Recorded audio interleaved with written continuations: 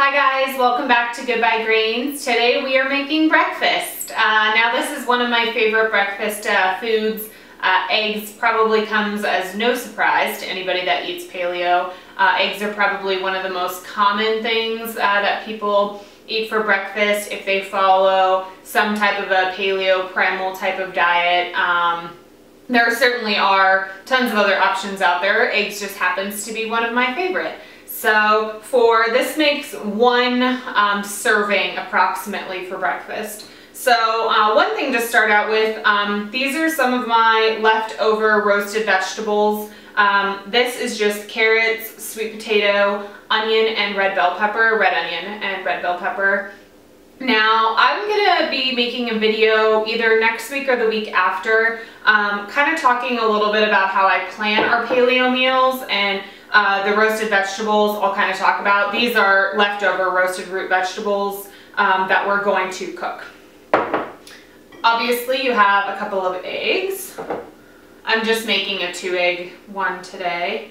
And then this is some just deli meat that we have left over that doesn't have any of the added crap into it. Basically I haven't cooked extra chicken or meat or something like that to add to my omelet. So I go to my reserves, which is I usually just keep it in the freezer and then defrost it.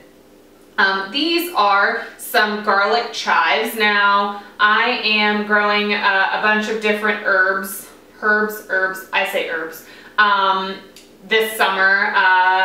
I'll probably do a separate video all about it. Unfortunately, we don't have the ability to grow like a big raised garden bed of, tons of vegetables and stuff. So herbs are usually one of the easiest things to grow because you can grow them in pots, and they can just kind of line our back deck, and you have a ton of really great fresh flavor for a pretty minimal cost and minimal amount of space. So I'll go into more of it in another video of what kinds we're growing, what different herbs that I use for different meals and stuff like that. So won't go into it now. But I have some fresh cracked black pepper that I'm going to use, some salt, kosher salt, and then a little bit of the coconut oil. I usually use this before I cook the eggs, just a tiny amount. And then we're going to kind of get a nice crisp on these vegetables that I'll use some coconut oil for as well. So let's make breakfast. Okay, the first thing we're going to start with is our vegetables. Now these are fully cooked all the way through.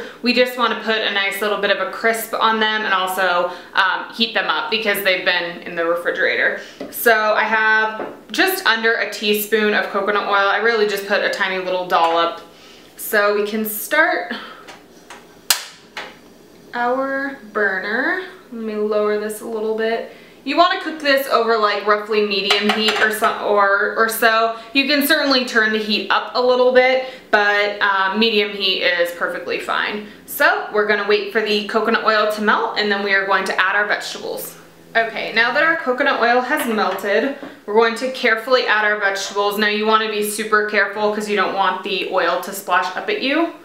So I usually add it to a part of the pan where the coconut oil isn't. And then, oops, one little guy. And then I usually just use my spatula to carefully spread it out. Now, this is going to be really, really quick. You only need about a minute or two per side. You just want to get a nice crisp on it.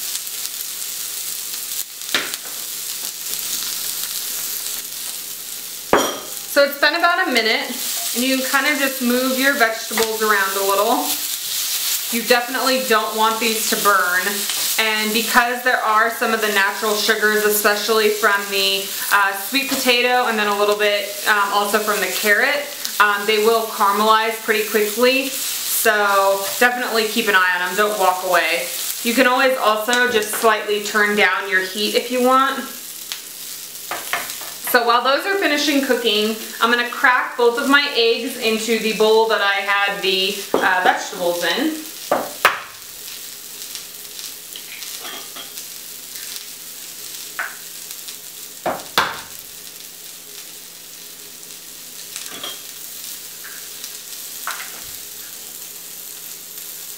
And then I usually just add a pinch of kosher salt, and a few a few rounds of the cracked black pepper. And then you can certainly add coconut milk if you want to. I sometimes do and I sometimes don't. It's usually if the coconut milk's out, I'll add a tablespoon or two. If it's not, I don't usually worry about it. It usually makes them a little bit creamier, but you certainly don't have to add it. So we're just going to beat our eggs with a fork. I've always heard that it's better to use a fork than a whisk when you're beating eggs. I think it has to do with the amount of air that you're putting into the eggs, but I'm sure either one will work. I usually just use a fork and then wash my fork with a little bit of soap and water and then dry it off and use the same fork to eat with because I'm lazy when it comes to cleaning. So we'll set that aside while our vegetables continue to get a nice crisp on them. These guys are actually almost done. I don't know if you can probably see that a little bit. They've already started to get a little bit on the golden brown side. So I have a nice plate right here that I'm going to add our vegetables to.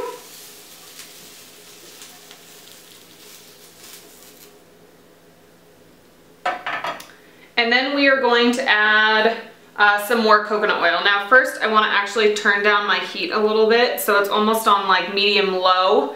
I like to cook my omelets on a lower temperature.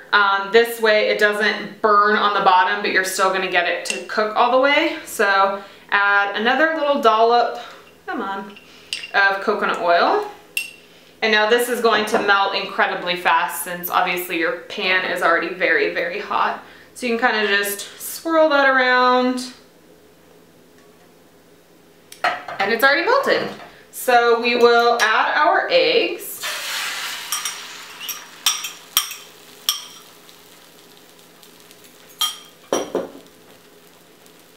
And now with this you can kind of just let it sit. I usually let it sit for about 30 seconds and then I begin, this is just a rubber spatula, I begin kind of running it around the sides to kind of loosen up the edge part because you don't want that to get like crispy and stuff. And then usually I'll begin to kind of pick it up and swirl the pan around to let some of the raw egg kind of go underneath. I have no idea if this is the proper way that you're supposed to make an omelet. This is just always the way that I do it. To be honest, I don't know that I've ever seen anybody make an omelet before. Obviously I've ordered them in restaurants and stuff, but I'm not back there watching them. So you can kind of wait until the egg begins to set a little bit. This is going to take slightly longer than if maybe you were making scrambled eggs, just because you have the heat pretty low. So we'll let this continue to cook a little bit, and then we are going to add our turkey. Okay, so now I'm going to try to flip this. It usually isn't pretty, but I just slide my rubber spatula almost to just slightly more than halfway under and then try to give it a flip. So we'll see how this goes. Oh, what do you know? Okay, so now that that's flipped over, I will add my turkey.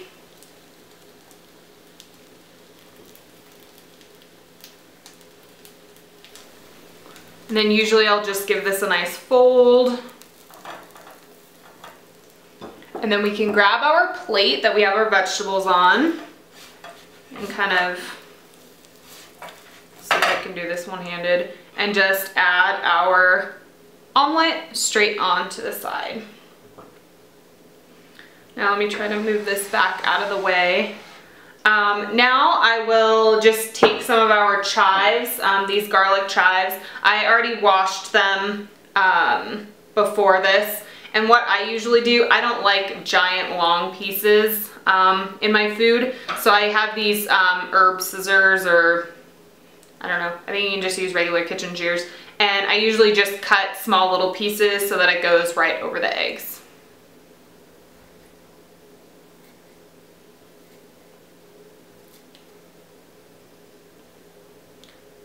It's really only about a teaspoon or so of the fresh chives. But feel free to go crazy with it. So, the perfect breakfast, super easy and quick to make. hope you'll give this breakfast a shot one of these upcoming weekends. It's going to keep you full and satisfied for at least until lunch. It's not going to give you that hungry feeling that you kind of get maybe after you had a bowl of cereal or something.